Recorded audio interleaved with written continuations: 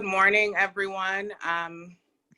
We will get started in just a second. Before we do, I will just start by introducing myself. My name is Sonji Moore. I'm the Racial and Ethnic Disparities Coordinator for the Youth Development Division, working on the Juvenile Crime Prevention team. And I'm delighted to have the opportunity to be able to share a little bit about the work we're doing in racial and ethnic disparities. And really have some courageous conversations today. When I saw the event that kind of is the influence for this presentation, it completely changed my previous presentation. And I knew immediately that this is what I wanted to talk about. And it all kind of came together. And we're gonna have some courageous conversations because when I saw this, the event really upset me, as with a lot of news events. And I had to really center myself and like have a sit down conversation with myself in order to lower my emotion and be able to present this in a neutral, objective manner. And to me, it's just another unfortunate example of why the work that I do is important and why I will continue to make good trouble in the Youth Development Division in Oregon. So Ryan, thank you very much, my brother in compliance for Title II and the Juvenile Justice and Delinquency Prevention Act. Ryan Shands is our compliance monitor, and Molly Burns is going to be taking notes for us. She's our new re-engagement policy analyst. I greatly appreciate them for coming to my aid and my rescue this morning, and wanted to just let them know how much it means to me that they were able to assist me and just say thank you. So Ryan has my screen shared. The theme that I came up with for the work when I started a year ago is that we are intentional, determined, and R2ED, and that's really REDY, ready to end disparities. And when I talk about racial and ethnic disparities, I tend not to use the reference of red or spell it out as RED, because we know that for some of our tribal and Native American brothers and sisters, that term has historically been offensive to many of them. So I encourage you also to either bullet the acronym, or I tend to use R/ED. And when I'm talking about it, I try to say RED or racial and ethnic disparities and refrain from using the term red. Next slide, please. And in that same spirit, I would like to acknowledge the many tribes and bands who call Oregon their ancestral territory and honor the ongoing relationship between the land, plants, animals, and people indigenous to this place we now call home. We recognize the continued sovereignty of the 9 federally recognized tribes who have ties to this place and the subsequent bands within those tribes, and thank them for continuing to teach us how we might all be here together. And I'm gonna ask for a brief second of silence to allow that to manifest in our hearts.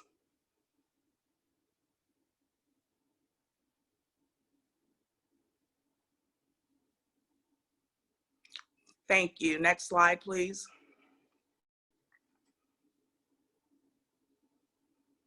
So before we start, I like to preface any presentation that I do with this, because this work and these topics tend to make people tense.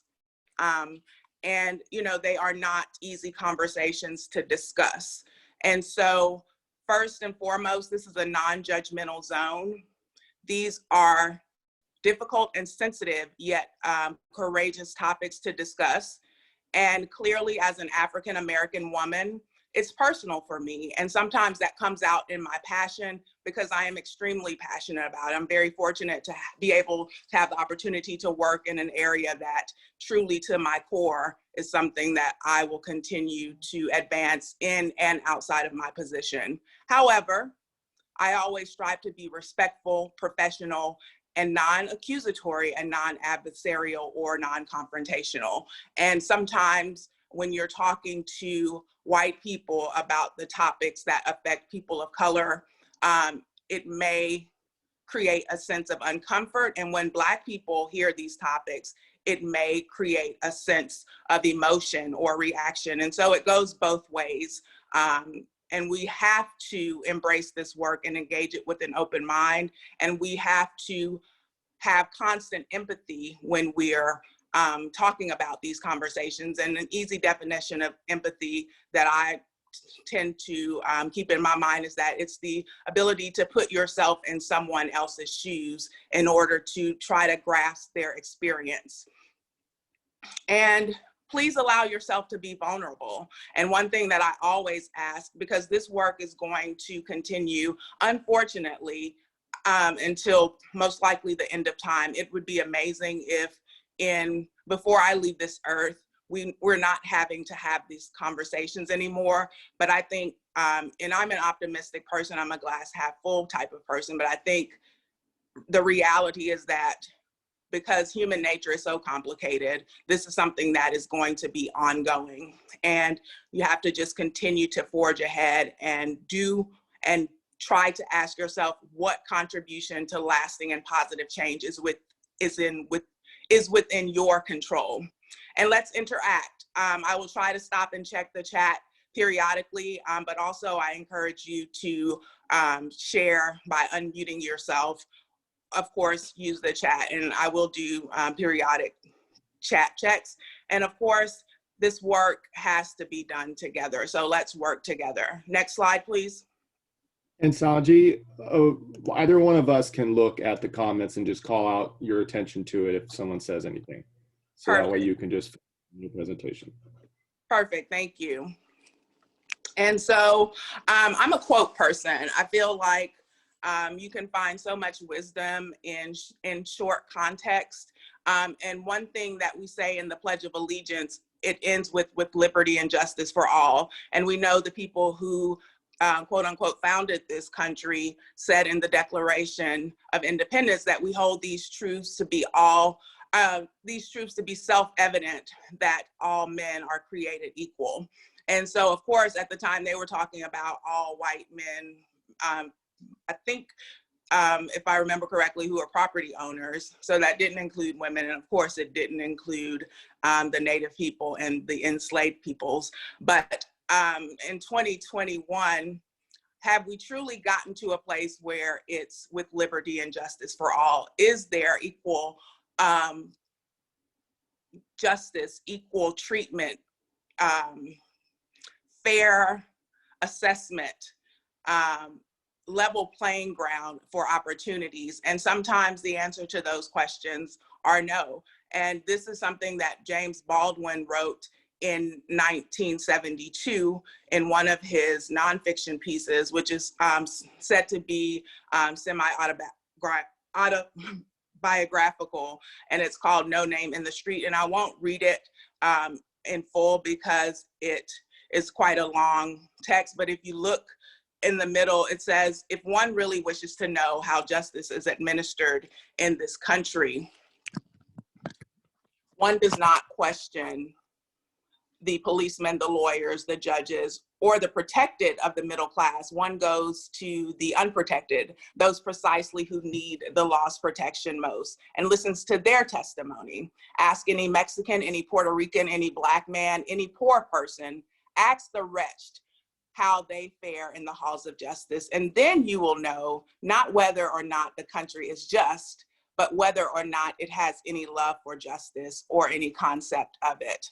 And so over just about 50 years ago, 49 years ago, we're having the same conversation. Next slide, please. Here's another quote. Again, always ask yourself what's within your control. And Rachel Cargill is an activist and an author who is an African-American woman. And honestly, I like her sentiment. I don't want your love and light. if it doesn't come with solidarity and action. I have no interest in passive empathy. I can't speak for all people of color, but I think ultimately it's going to take all of us to try to make consistent, long-lasting, positive change. Next slide, please. So why racial and ethnic disparities? It's long been a feature of the juvenile justice system. Researchers and policymakers have focused on the problem for many years.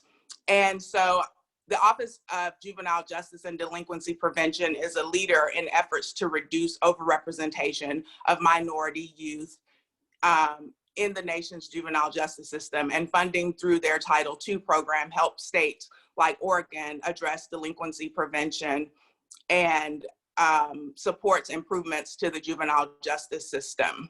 So I'm going through these slides a little quickly because we have to try to have time for conversation. The slides will be shared with you and you'll have access to them. So please take time if you would like to read all of the material on here. Next slide, please. So in December 2018, the Juvenile Justice Reform Act of 2018 was signed into law, and it reauthorized and substantially amended the Juvenile Justice and Delinquency Prevention Act. And the requirements to address disproportionate minority contact, which is what the previous focus was revised, and states are now asked to reduce racial and ethnic disparities. And so the funds help the states to address the 4 core requirements. And those are the deinstitutionalization of status offenders, separation of juveniles from adult inmates, removal of juveniles from adult jails and lockups, and to identify and reduce racial and ethnic disparities among youth who come into contact with the juvenile justice system. And as you can see there, I did not preface and correct that RED with the appropriate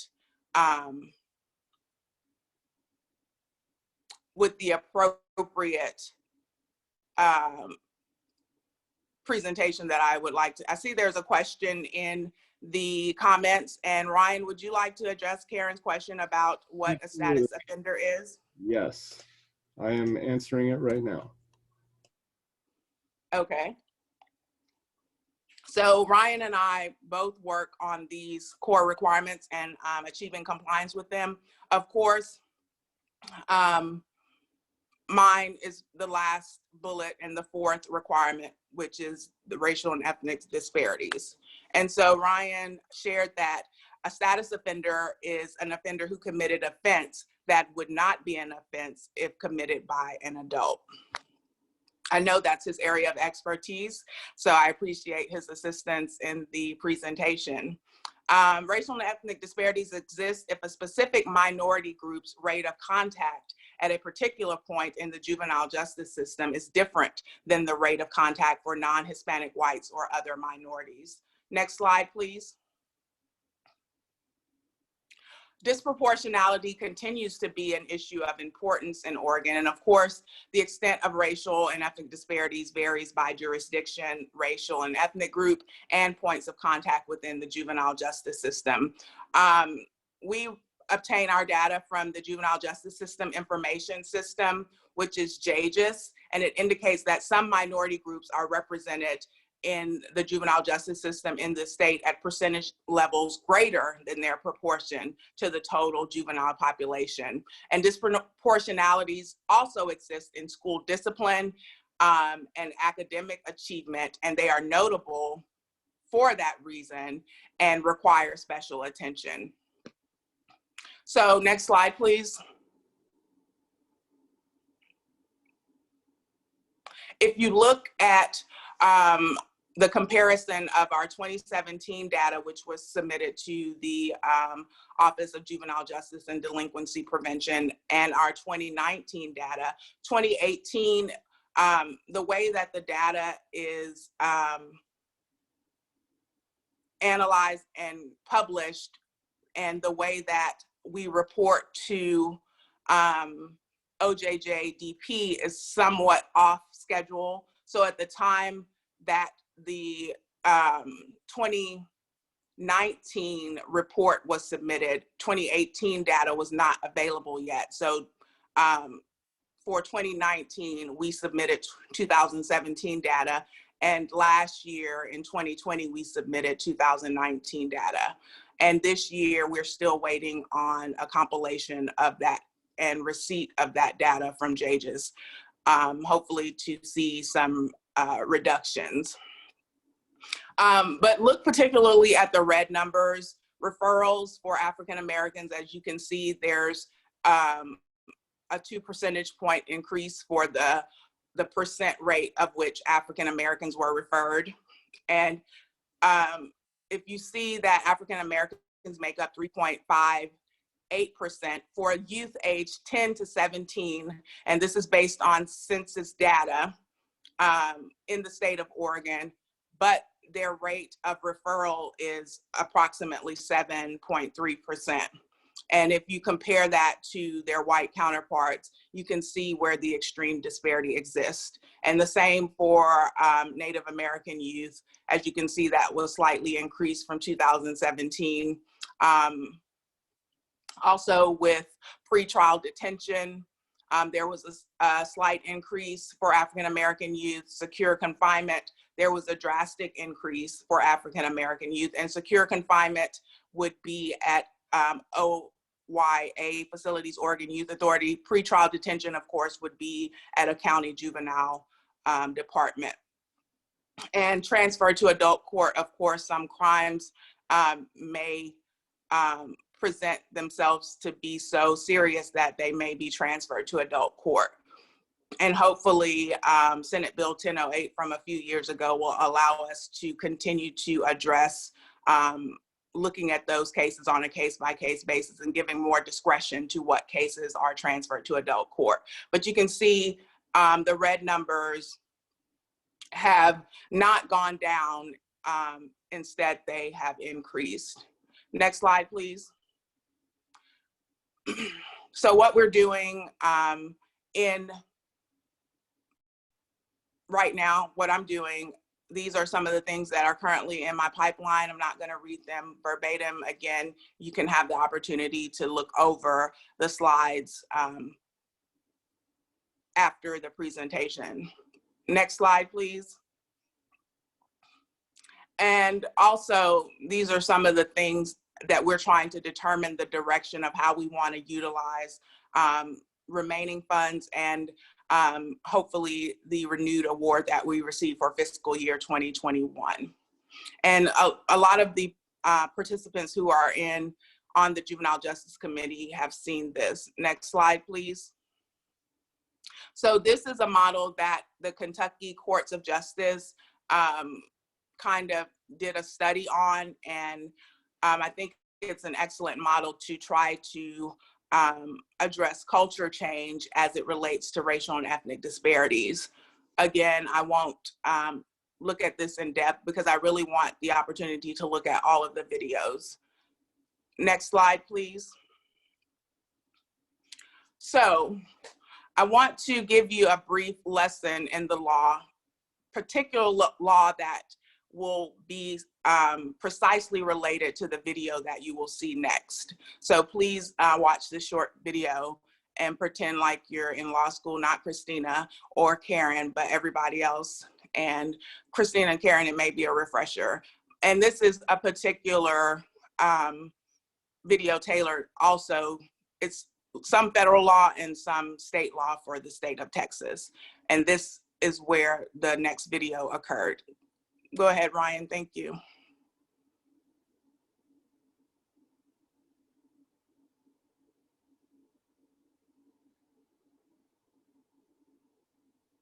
We can't hear it.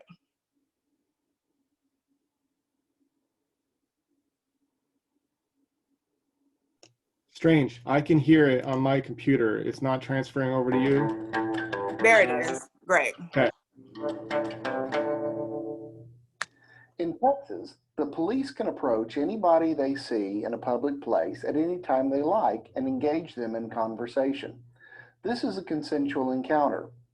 Now, in order to compel somebody to participate in this conversation, to detain them from walking away, the police officer must establish reasonable suspicion that that person is engaged in or will engage in some sort of criminal activity.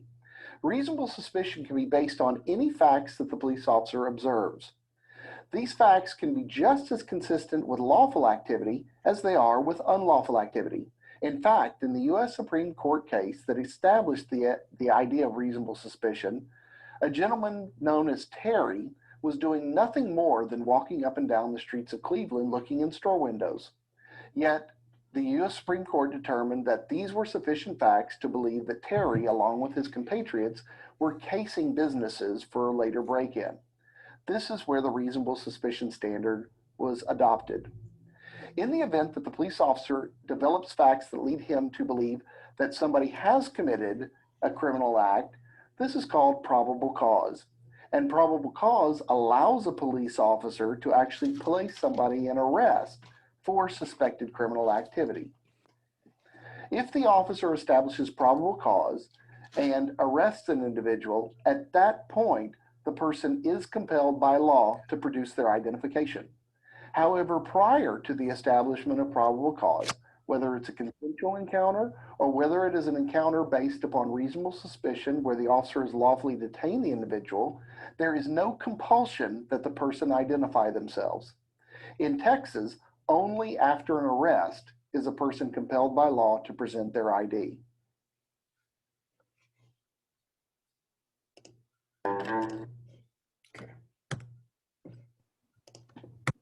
Thank you. So a couple of things: probable cause, reasonable suspicion, the law in Texas as it relates to when you're required to present your ID. And as the gentleman stated, only after an arrest are you required.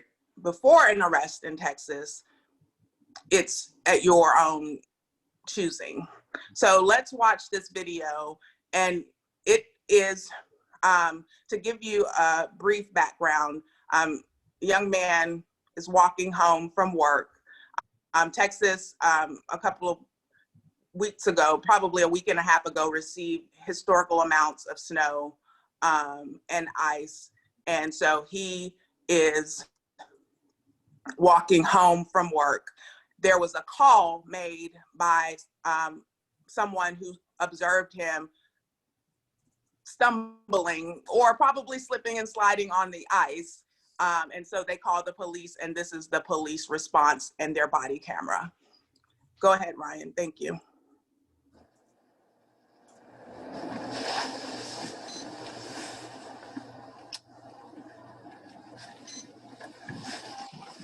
Incident updated. Dude, stop. We're trying to help you.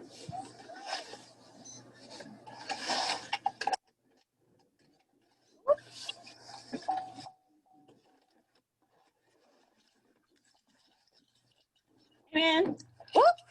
You trying to get home? You trying to get home? You sure? You need a ride somewhere? Hey, look, we just want to make sure you're all right. We just want to make sure you're all right. Sir, you need to talk to us, okay?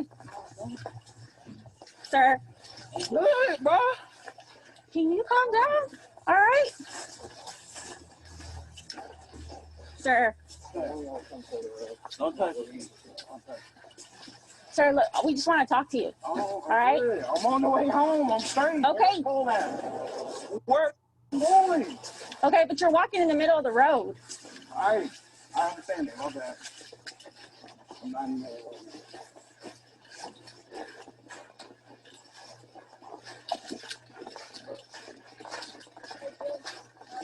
Oh, We're just trying to figure out where you're going. home. I just said that. Oop. Oh, you okay, dude? Watch out, man.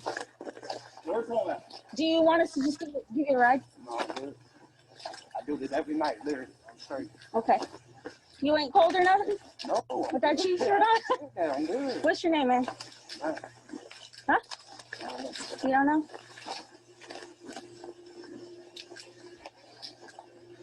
Can you just stop and talk to us for a minute? Oh. Do you mind? Do you mind just talking to us for a minute? Just talk to us for a minute. Just talk to us for a minute. I ain't gonna put my hand on female. Please don't touch me. Okay, I'm just trying to get your attention, okay? We're just trying to make sure you're Ma'am, okay. don't touch Trying to me. make sure you're okay. We're trying to make sure. No, Sir? no, wait. Fine. No, wait. We're doing an investigation. I don't care. I'm going home. You were officially detained. No. Yes, Sir. yes you are. Bro, stop. Stop. Just relax. Just relax, all right? Just relax. We're just trying to talk But to I you. got an anger problem. Please get off. Y'all not, no. Stop. I'm sorry, I didn't even touch you. Yeah, you didn't stop. Put your hands behind your back now. You are not free to go. Wow. The next thing you do is going to be get a charge right now. No way. Because you're pushing on an officer. I'm not pushing. How am I pushing on you? You're actually resisting, dude. It's resisting arrest decision. Give us the chain. I'll please let me go. No. My house is literally right there. You just tell us the address? Wait. Relax, dude. Do the contact. I'm trying to. Please let me go. Wow, you're really making this worse right now. We're trying to Honestly. do that. Okay, he's back. All right. It's not back here.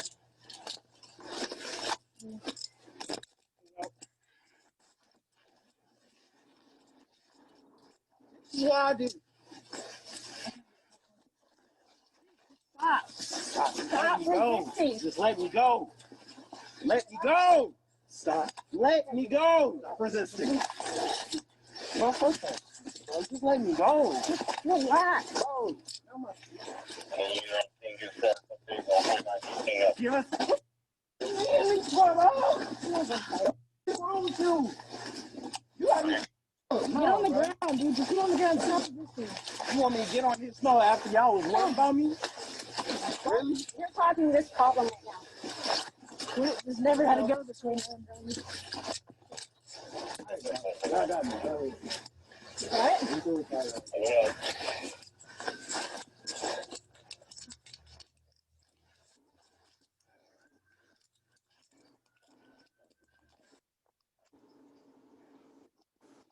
Sorry, dude. Yeah. Just relax this arm. Relax your arms, okay? Relax your arms.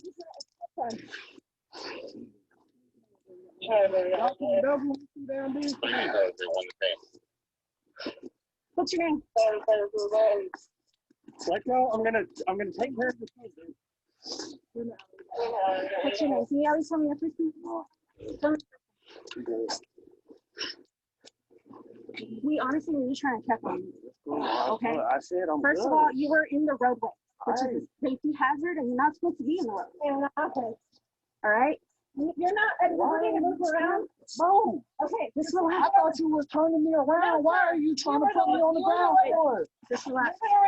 Just relax. You're not at liberty to move Where do you around. live? I can do it. Where do you live? Actually, right now you can. Yes, I Where do can. you live? Where do you live? All right. If he's not gonna cooperate, He's going in pop him first. in the back of the car. Come on, there.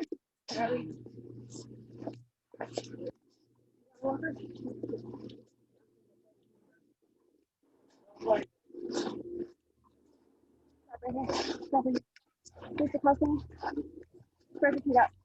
Ready?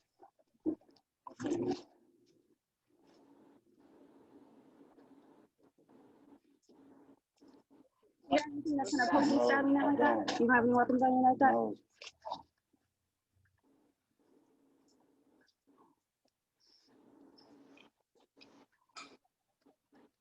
no, it's different. You don't have an ID on you? Oh. How old are you? I'm 18. You're 18? Okay.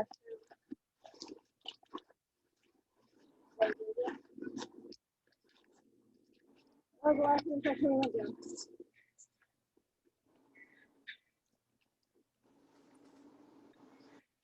Motion 1933 Charlie. Amanda, what's that? Homestead. Only reason I was walking in the street because there's no. What? Only reason I was walking in the street because there's no. Okay, Ryan, let's go ahead and stop it.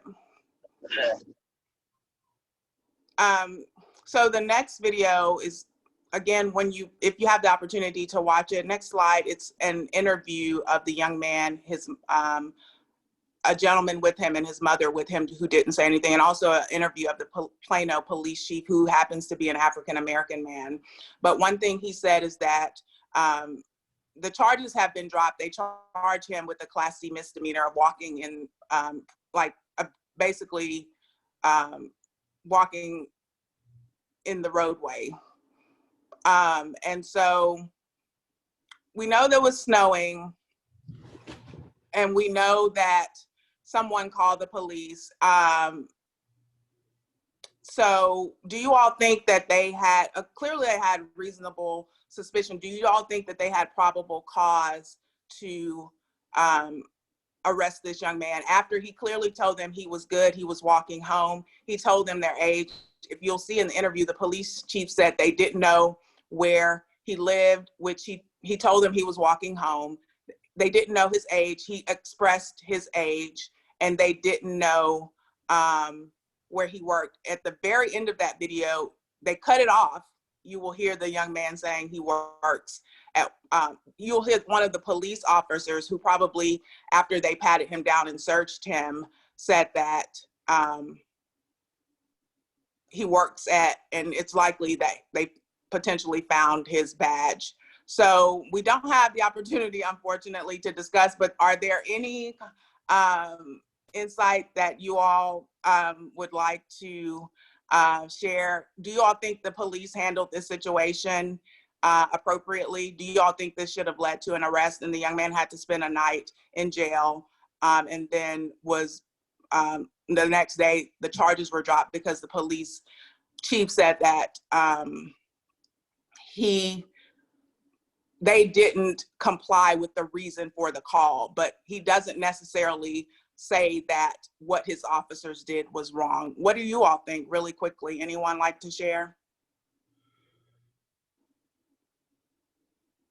I would say that, you know, police officers, realistically speaking, could find probable cause if they really tried for almost anyone, but it's about who they're selectively choosing to apply some of these standards for. And that's when we get into sort of sometimes this element of implicitness.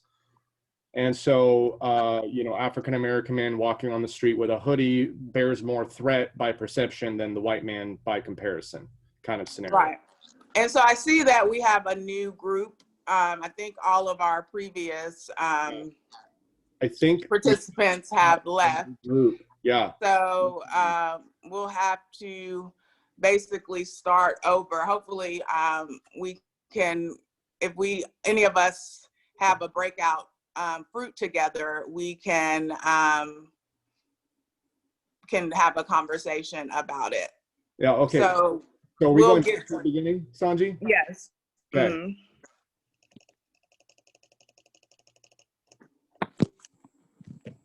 Yeah. Good afternoon for those who are just joining us. I'm not sure if this is everybody. Let's see who else. Molly, you have the notes. Who else is supposed to be in our group for the second round? I know Molly Rogers is here. Molly Burns has the notes. And we have Alicia Hayes, Jeff Parker, Molly Rogers here for this group, and that's all we have so far. So. Okay, so it'll be an intimate conversation. Let me see who else is supposed to be here. I think Judge Abernathy has left or is not present today. Aisha too, I'm not sure if she was present at the roll call. And John Teague, was he here earlier? No. He was not? No. Okay, so we're gonna go ahead and get started. It'll be an intimate conversation. All except Alicia and Jeff, I have not had the opportunity to meet, so I will introduce myself. It's a pleasure to make your acquaintance.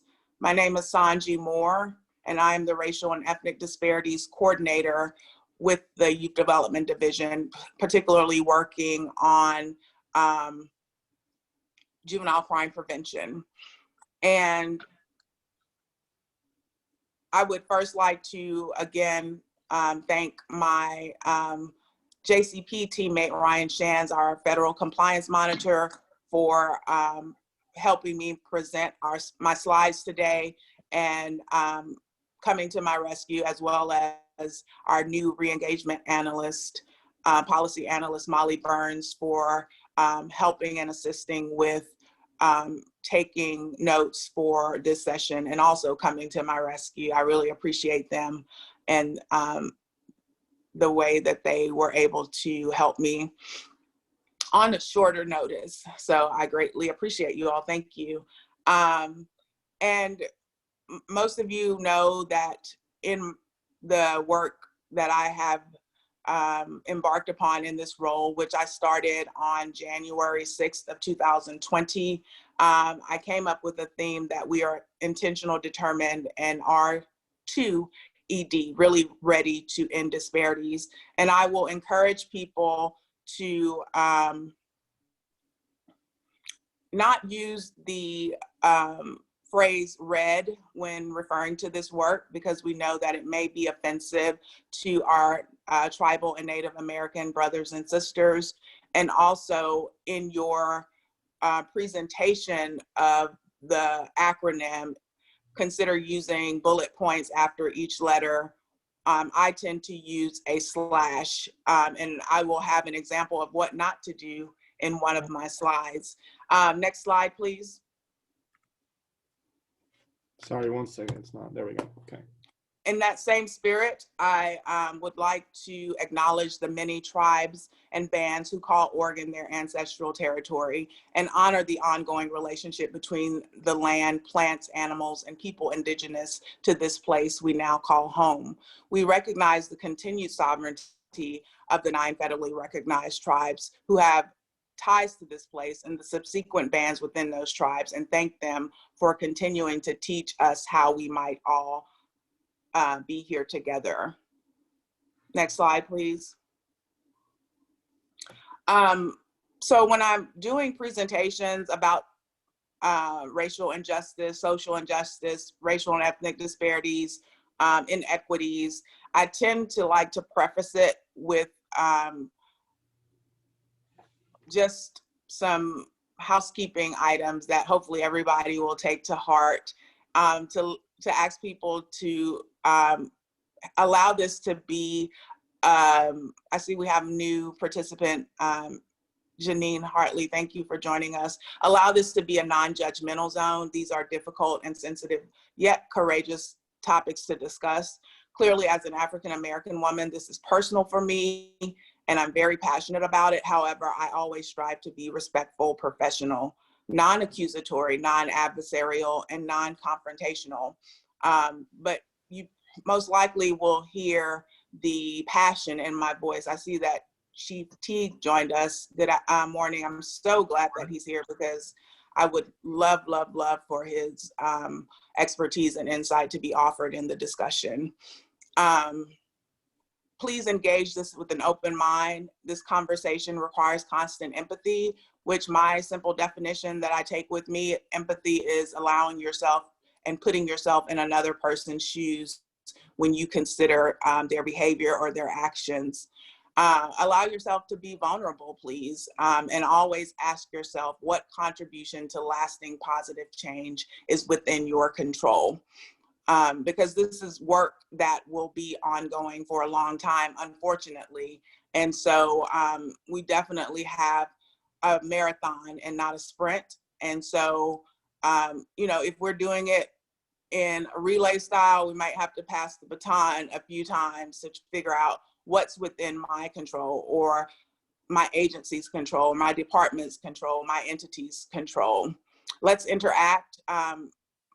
Ryan has been so gracious as to kind of facilitate the chat with me during the conversation. So you are encouraged to use the chat, but hopefully we'll have the opportunity for everyone to chime in the conversation through dialogue. And of course, again, I'll be listening out or either looking and seeing what's in the chat. And ultimately, this requires us to work together. Next slide, please. This is a quote. I love quotes because I think that you can find profound wisdom in quotes. I'm not going to read this because it's very long, and you will get a copy of the slides. So I will be moving quickly. I learned from the first rotation that the 30 minutes goes by very quickly, and we didn't have the opportunity to really have a full conversation. So some of you have seen these things, some of you not, but you are going to be able to reference the slides after the presentation. So this is a quote from the author James Baldwin. He's mostly known for his fiction work, but in 1972, he wrote a nonfiction piece which some tend to think was autobiographical, called No Name in the Street. And he said, in part, if one really wishes to know how justice is administered in a country, one does not ask the policemen, the lawyers, the judges, or the protected of the middle class. One goes to the unprotected, those who precisely need the law's protection most, and listens to their testimony. Ask any Mexican, any Puerto Rican, any Black man, any poor person. Ask the wretched how they fare in the halls of justice. And then you will know not whether or not the country is just, but whether or not it has any love for justice or any concept of it. And so Mr. Baldwin wrote this in 1972. Unfortunately, almost 50 years later, it's still applicable, which is somewhat sad, but you know, that's the way of the world. But hopefully we can continue to move the dial and allow these words to finally create a place that our Pledge of Allegiance says, with liberty and justice for all. And sometimes all is not necessarily 100% true. We know that, you know, statistics, data, repeated occurrences show that certain groups of people don't always receive the same level of justice, liberty, fair treatment, fair opportunity. And those are the things that we want to change. And the people who wrote the Declaration of Independence said that they hold the truths to be self-evident, that all men are created equal. Clearly at the time they weren't talking about women. And I think they weren't talking about non-property owning men. And of course they weren't talking about the enslaved people they thought not to be human but property, and Native American people who they stole the land from. But hopefully we can get to a place where that is actually a true statement. Next slide, please. Again, I always ask you to consider what's within your control. Rachel Cargill is an author, African-American woman, and also an activist.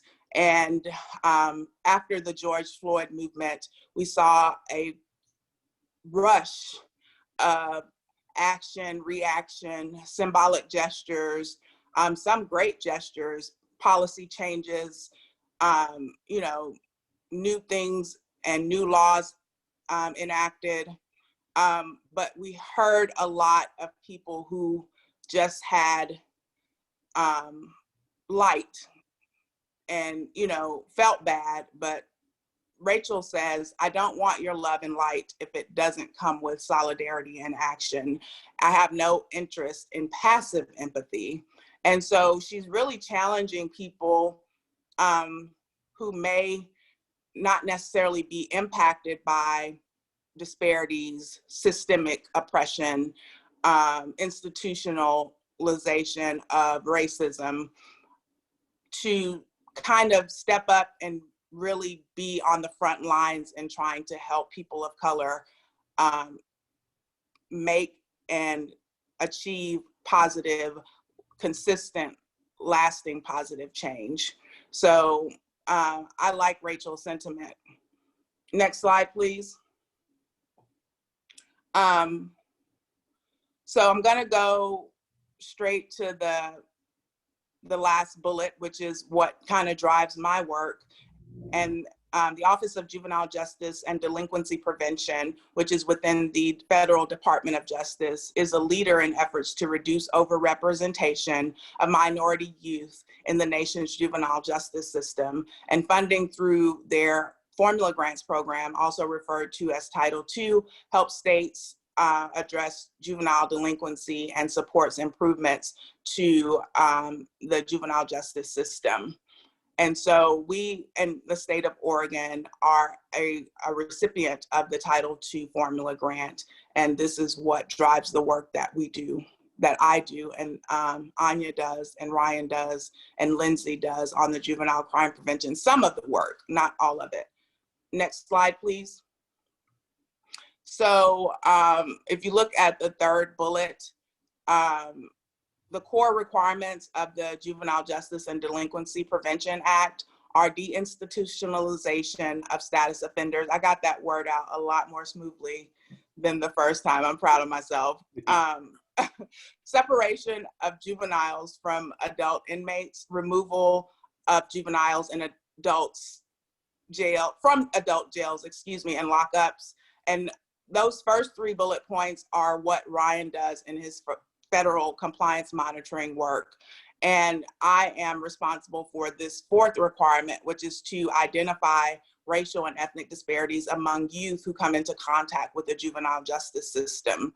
And you can see there, I didn't annotate RED like I preferred to, and that was a typo. So please, if you can, if you're ever referring to this work, try to either use periods in between each letter of the acronym. I use a slash most of the time, but again, we hope not to continue to refer to this work as red, because it may be offensive to some of our Native brothers and sisters. Racial and ethnic disparities exist if specific minority groups' rate of contact at a particular point in the juvenile justice system is different from the rate of contact for non-Hispanic, whites, or minority groups. And this act was reauthorized in 2018. And the previous version of this work was referred to as disproportionate minority contact. So you may be familiar with DMC, but it has kind of evolved, similar work, but it's now under the title of racial and ethnic disparities. Next slide, please. We unfortunately see in the state that disproportionalities continue to exist and of the utmost importance, especially in our current climate.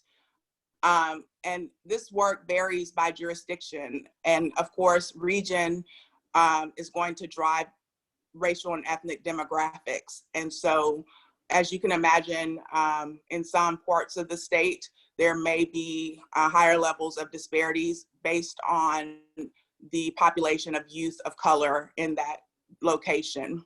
But overall, statewide, you will see that we see continued disproportionality amongst our decision points. And we get our information from the Juvenile Justice Information System. That's where we obtain our data, and they are a part of the Oregon Youth Authority. And we also recognize that these disproportionalities are present in school discipline. And of course, that can be a gateway into the justice system for youth. And they also are going to require our attention. Next slide, please. So the decision points that we look at in racial and ethnic disparities are referrals, which in the state of Oregon, a youth cannot be arrested by statute. So a proxy for that is referral, and that's typically some type of interaction in which some potential law-breaking behavior has occurred, and they are either in contact with law enforcement, or some school official feels like there needs to be further evaluation of the behavior to determine if in fact that will create an the unfortunate entry into the justice system. Diversion is to try to divert them from being adjudicated, to figure out if there's a way, either pre-trial or post-trial through probation or some other judgment from a juvenile judge that will prevent them from going into some type of facility. Sometimes after a referral, youth are detained before trial, and that is what detention is, pre-trial detention. That typically happens in a county juvenile department. Secure confinement is when a youth is sent to Oregon Youth Authority. And of course, some crimes are a little bit more serious and they require transfer into adult court. Senate Bill 1008 is kind of helping to allow more discretion in what cases are sent to adult court based on particular Measure 11 crimes. I see there's a question in the chat. I can't see the question, but. It's from, yeah, okay. Basically, Jeff Parker just asked if we can clarify what a youth can't be arrested by statute means in your slide. John stated its terminology, and I just said, I believe that you're referencing the ORS where certain custody is not deemed arrest insofar as the child is concerned. Right, in some jurisdictions, detaining by a law enforcement officer is called arrest. In Oregon statute, they refrain from using the term arrest. They use referral for any youth that is under 18. Thanks. Okay.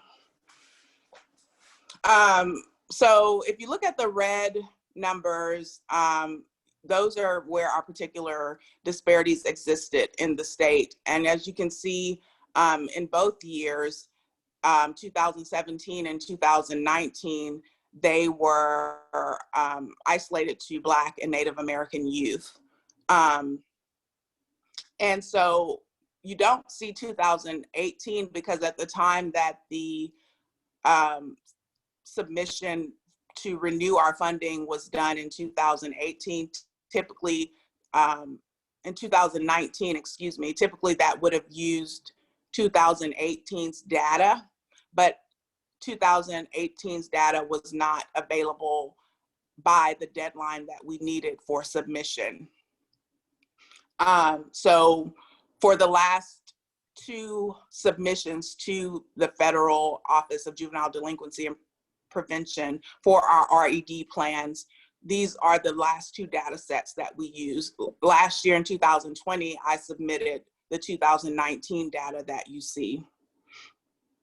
And so if you look at referrals, you can see that African Americans, and the data population is based on census data for youth aged 10 to 17.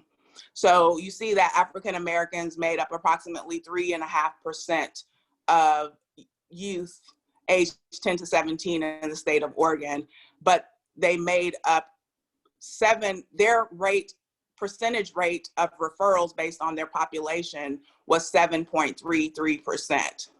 If you look at their white counterpart, who make up 67% approximately of the population of youth aged 10 to 17, their referral rate percentage based on their population was only 2.17%. So that gives you an idea of the extreme overrepresentation. And of course, if you look at the percentage of the population versus the percentage of the population to be referred, you can see how disparate it is. And the same for Native American youth.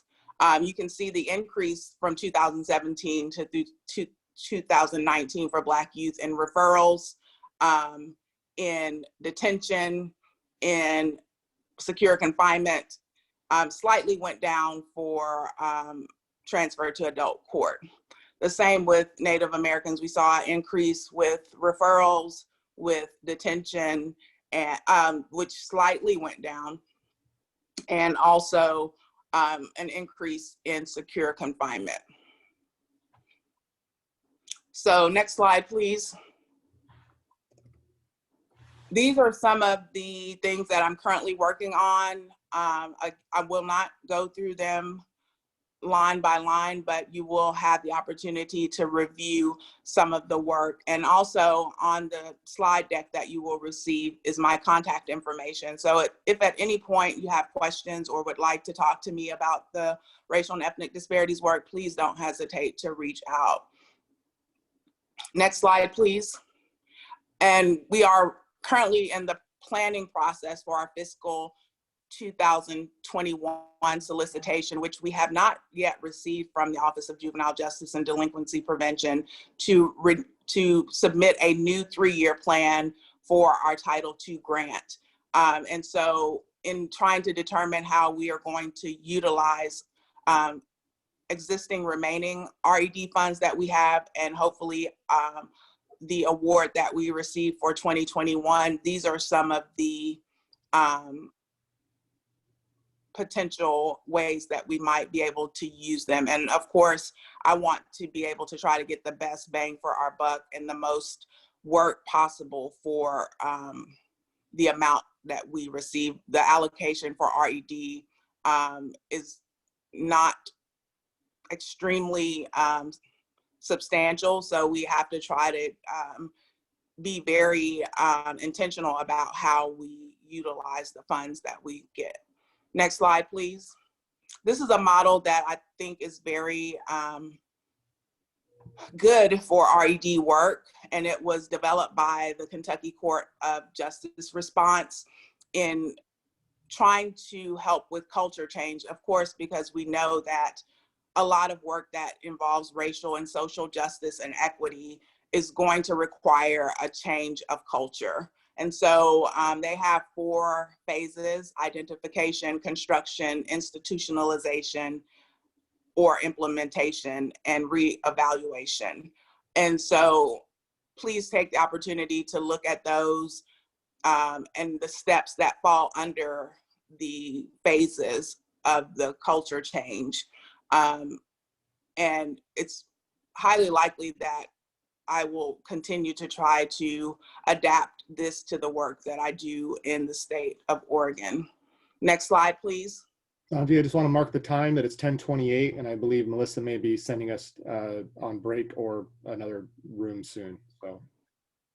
Yeah, it seems like I can't remember how long I've been talking, but maybe 10 minutes, I think. So hopefully we can get through these. So in this video, there's some federal law, some Texas law, because the video that I'm going to show you takes place in the state of Texas.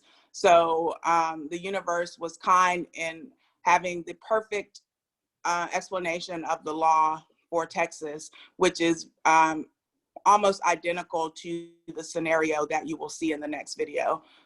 You can go ahead and play that, Ryan. Thank you.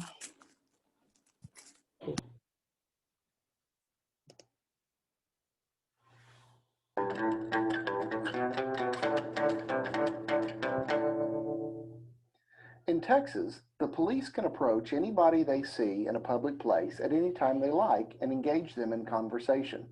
This is a consensual encounter. Now, in order to compel somebody to participate in this conversation, to detain them from walking away, the police officer must establish reasonable suspicion that that person is engaged in or will engage in some sort of criminal activity. Reasonable suspicion can be based on any facts that the police officer observes. These facts can be just as consistent with lawful activity as they are with unlawful activity. In fact, in the U.S. Supreme Court case that established the idea of reasonable suspicion, a gentleman known as Terry was doing nothing more than walking up and down the streets of Cleveland looking in store windows. Yet, the U.S. Supreme Court determined that these were sufficient facts to believe that Terry, along with his compatriots, were casing businesses for a later break-in. This is where the reasonable suspicion standard was adopted. In the event that the police officer develops facts that lead him to believe that somebody has committed a criminal act, this is called probable cause. And probable cause allows a police officer to actually place somebody in arrest for suspected criminal activity. If the officer establishes probable cause and arrests an individual, at that point, the person is compelled by law to produce their identification. However, prior to the establishment of probable cause, whether it's a consensual encounter or whether it is an encounter based upon reasonable suspicion where the officer has lawfully detained the individual, there is no compulsion that the person identify themselves. In Texas, only after an arrest is a person compelled by law to present their ID. Thank you. So a few things, keep in mind, probable cause, which is not necessarily based on, reasonable suspicion.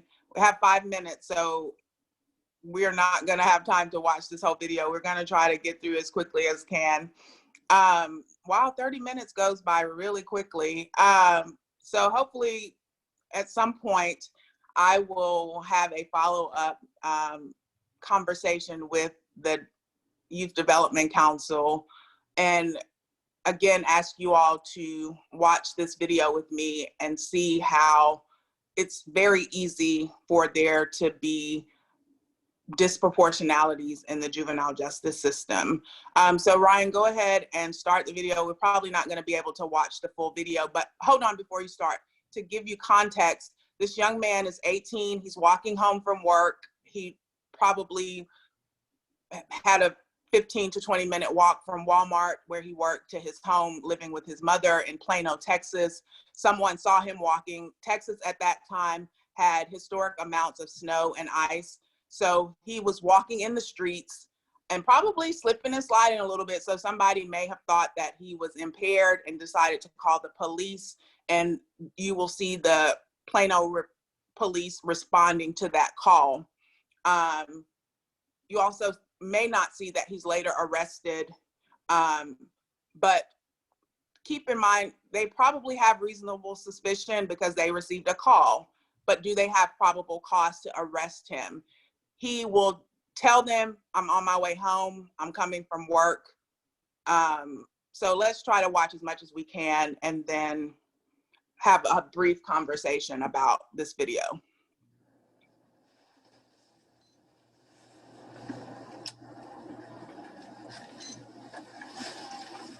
Incident updated. Dude, stop. We're trying to help you.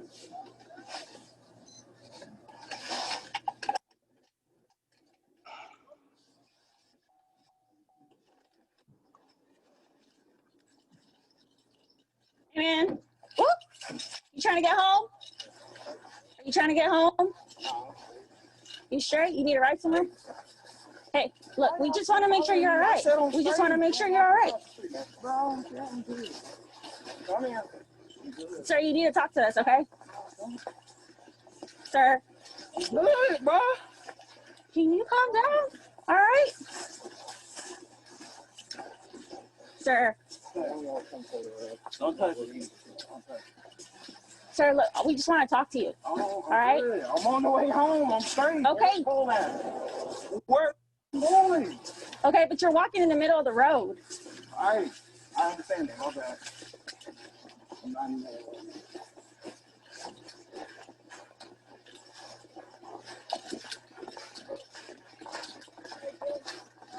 So, We're just trying to figure out where you're going. home. I just said that. Oh, you okay, dude? Watch out, man. Where's home at? Do you want us to just give you a ride? No, I'm good. I do this every night, literally. I'm straight. Okay. You ain't colder? Okay, Ryan, go ahead and stop there, please. Okay, I'm good. What's your name, man? So they asked him his name. He doesn't tell them. And eventually one of the officers said, you're being detained. And then they proceed to try to handcuff him, which it's not, he doesn't seem to violently resist, but he has some kind of like, he's not just putting his hands behind his back, and it's not a smooth process, but it's not a violent process. No weapons are drawn or anything like that. They eventually get him handcuffed.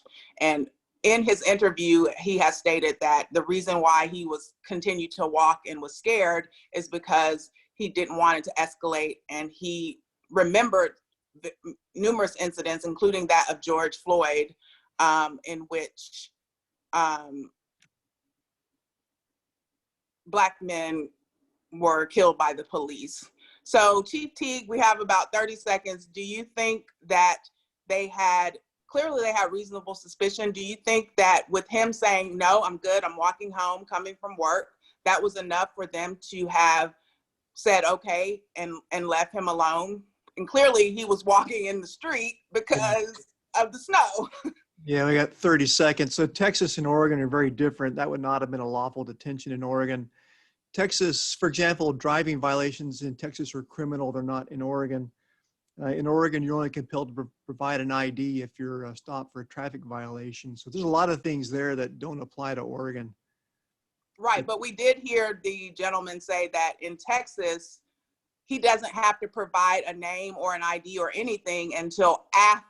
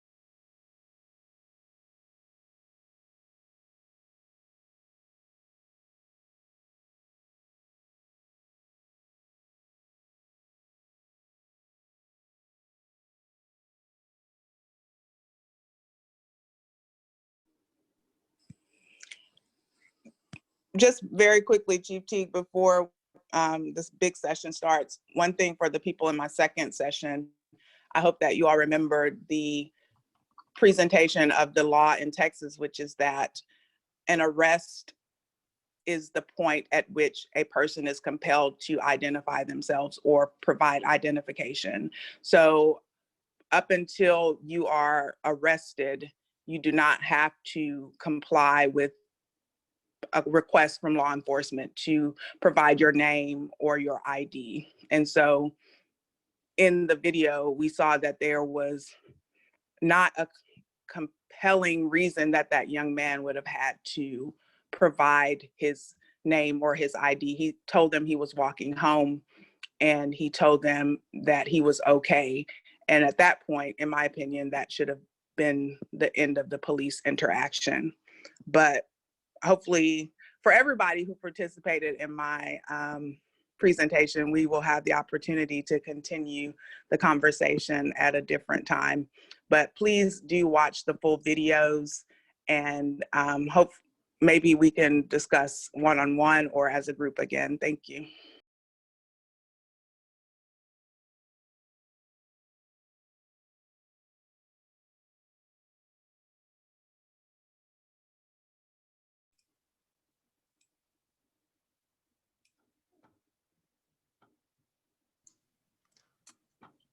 So Melissa, we're on break or we're not on break? Exactly. Thanks, everyone. I'm just checking our agenda, and we did have a couple minutes scheduled to sort of close out and move to break, but I'm just checking to see if Brian needs to or wants to weigh in, but I think now would be a great time for a break. He's probably on break. Right? He might be on break. I'll take 5 minutes then, if that's okay. Exactly. Let's take 5 minutes. Thanks, everybody. Yeah, I think everyone's on break. I've been on break. Thank you. Okay, I'm going to take a break. I'm going to be away from screen for a minute. Thanks.